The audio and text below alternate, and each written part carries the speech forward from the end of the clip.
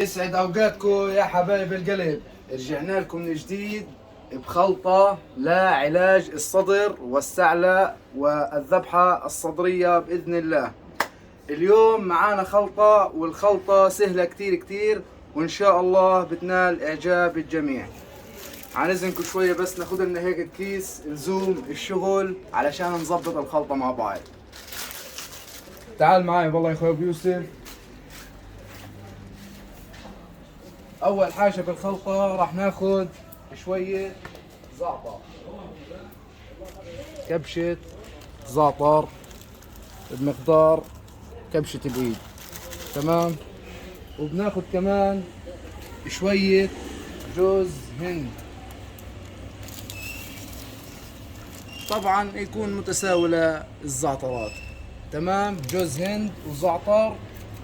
وفي كمان شغله واحده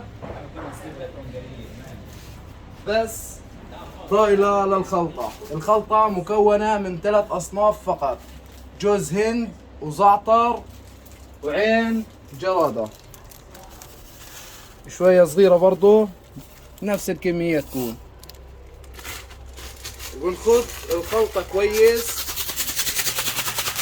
طبعا بعد ما نخد الخلطة كويس بدنا نطحنها جرش، حاجة بسيطة بس، مش ناعمة كتير ولا خشنة كتير. بسم الله.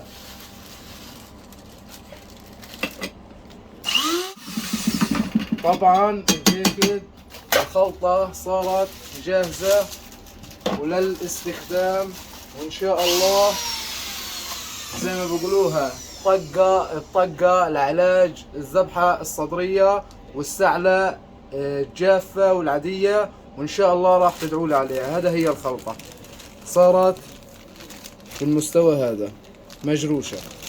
طبعا طريقة استعمال الخلطة كالآتي: بناخد من الخلطة هذه معلقة كبيرة على كوباية مية دافية، تمام. بنحركها وبنطمرها لمدة 10 دقايق، يعني مية مغلية طبعا.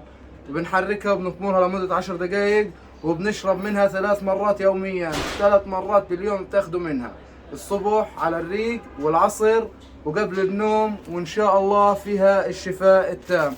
كل الحب والاحترام إلكم يا أغلى متابعين. تحياتي.